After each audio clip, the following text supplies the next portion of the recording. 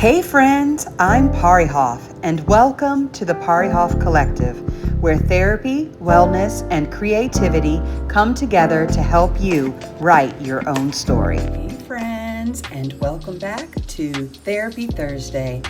This week we are discussing mental health and the church. 3 John 2 tells us, "Beloved, I wish above all things that thou mayest prosper and be in health, even as thy soul prospers."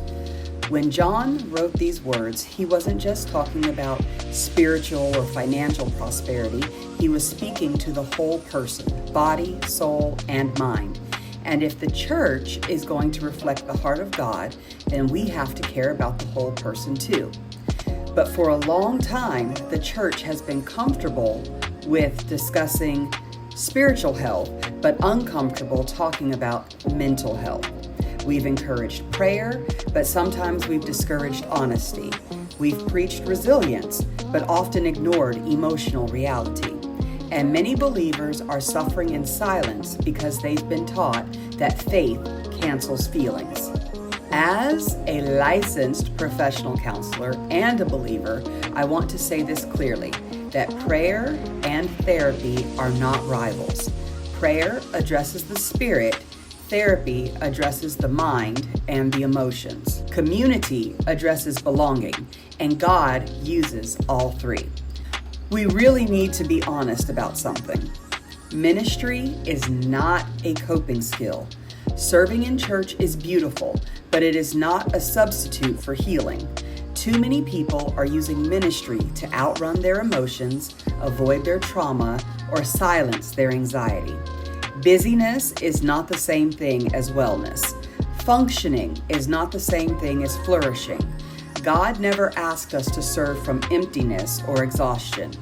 And if we're honest, some of the language we've normalized in church has actually harmed people.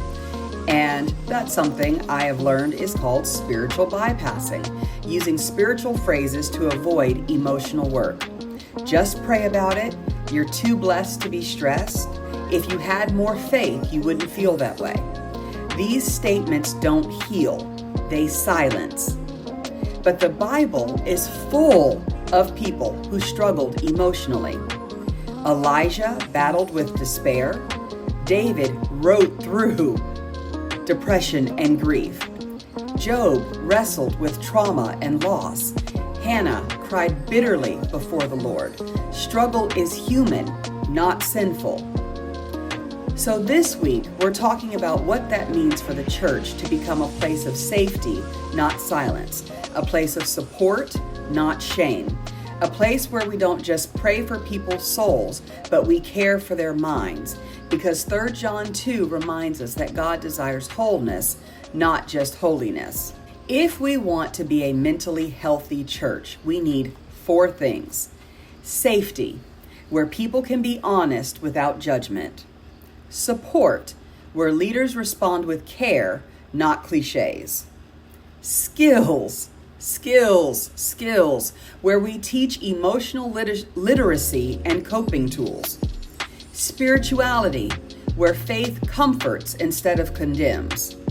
Because God heals through prayer, but He also heals through people, processes, and professionals.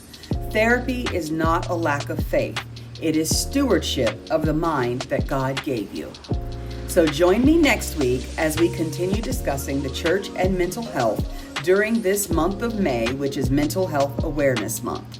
This has been Parrihoff with the Parrihoff Project, reminding you that you always have the power to write your own story. Ta for now.